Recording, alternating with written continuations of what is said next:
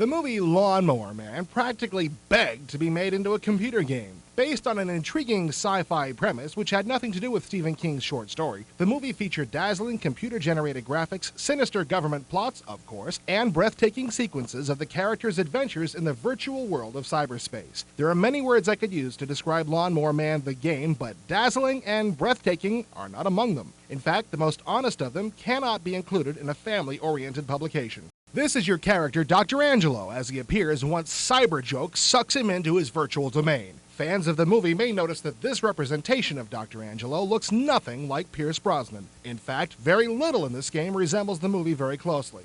People stunned by the beautiful special effects of the movie are bound to be shocked by the extremely poor quality of the graphics found in this game. This screenshot is as good as it gets. It only goes downhill from there. We'll be right back. Take me out to the ball game. Front Page Sports Baseball is sure to be a hit with you at home. Check out the preview demo in this episode of IE. For a little taste of life in hell, bring a big gun and visit ID's Doom. Check out the demo in this episode of IE. And now, back to interactive entertainment. After watching several seconds of uninteresting intro footage, the game dumps you into cyberspace. You find yourself standing on what looks like a conveyor belt, and you're being chased by Cyberjobe's lawnmower, Big Red.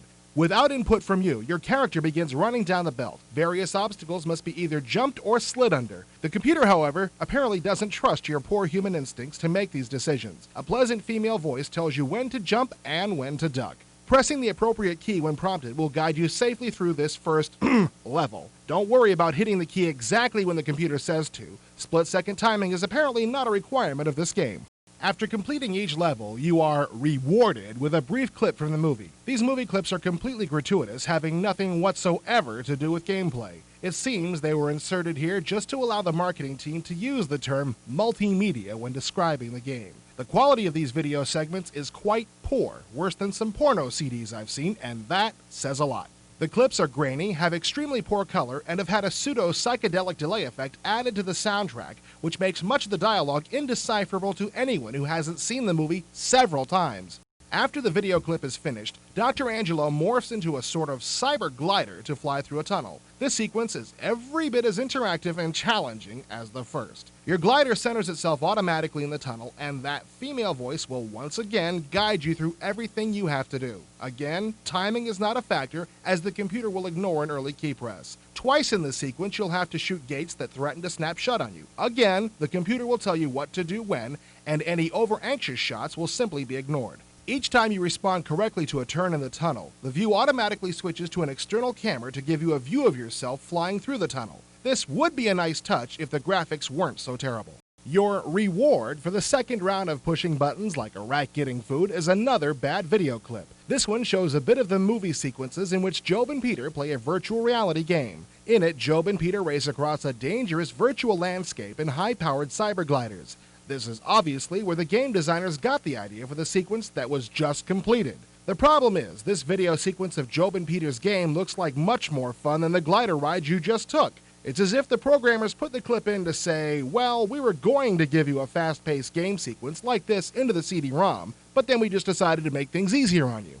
Thanks a lot, guys. Once you morph back into humanoid form, you find yourself walking down a hallway, a task the overambitious computer handles for you. Your progress is halted when you encounter a locked door. To open the door, you must solve the puzzle. In each column of 4 symbols, there is one that doesn't belong, and you must select the correct one for each of the 4 columns.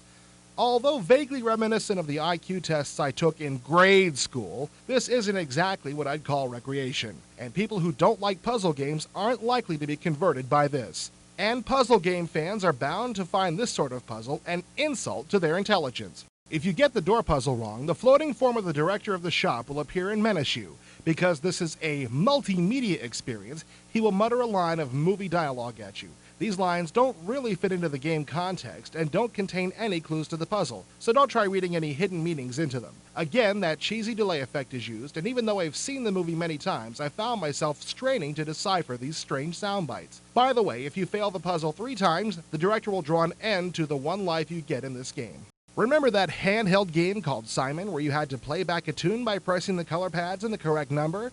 Well, it seems our resourceful game designers remember, and fairly recently too. The next challenge involves you replaying a tune on this device just like Simon. The tune is only made up of 4 notes, so it's not exactly something an 8-year-old would have a hard time with.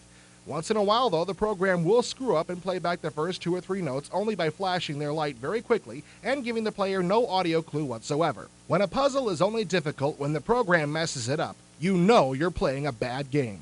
As you are entering the tune, each pad will light and sound off as you press it. Although you have heard yourself play the tune back, the designers thought you'd like to see and hear yourself do it again. This screen shifts to this overhead view and replays Dr. Angelo playing this stupid 4-tone tune again. This screen cannot be bypassed, nor is it a smoothly flowing replay of your actions. Each time you press a pad, the program loads that scene from the CD. Even though I have a double-speed CD-ROM drive and had installed 20 megabytes of the game data onto my hard drive, each pad press took at least a second to read from the CD, and quite often the audio was distorted as well. If anyone out there knows what this scene is for, aside from filling up space on the CD, I wish they'd tell me. Getting by the Simon puzzle treats you to yet another low-res video clip, and then you face your next challenge, getting across the circuit board. As you can see from this shot, there are 3 paths across the board, 2 of which will lead Dr. Angelo to an electrical death. Yes, the game is finally going to let you make a decision about where to go on your own. Don't spend too much time thinking, though, for death is the penalty for indecisiveness.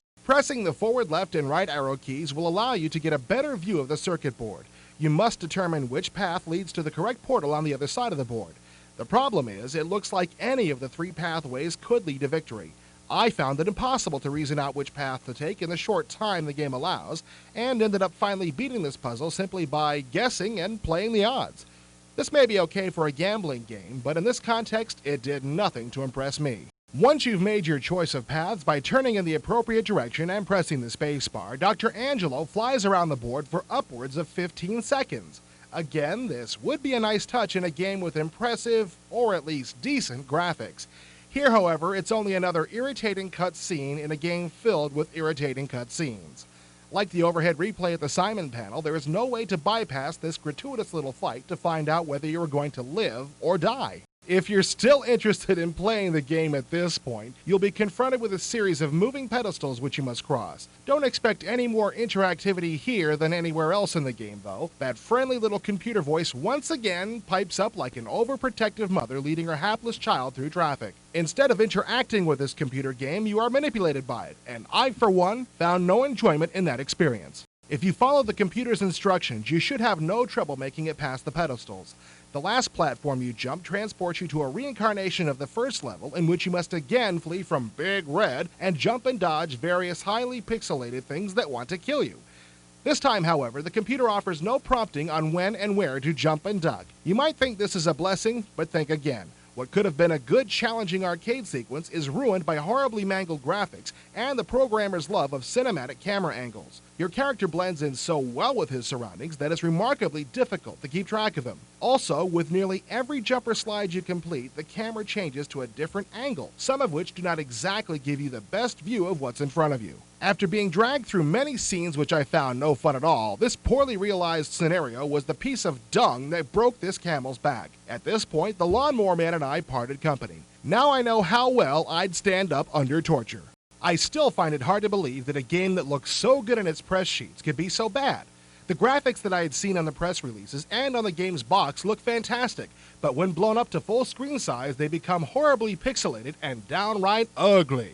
The Lawnmower Man has easily the worst graphics of any CD-ROM game I've ever seen, and the sound and music quality isn't any better than an average floppy game. Sales Curve Interactive had the background and material to make a mind-blowing game, but what they've delivered is a dismal embarrassment. To add to the pain, there is no way of saving your progress, not even via passwords. This means that finishing the game would take such a huge amount of repetition that very few people are ever likely to see what the final levels of Lawnmower Man are like. Do yourself a favor and save your money until some real interactive entertainment finds its way to the market. Your CD-ROM was never meant for a game like this.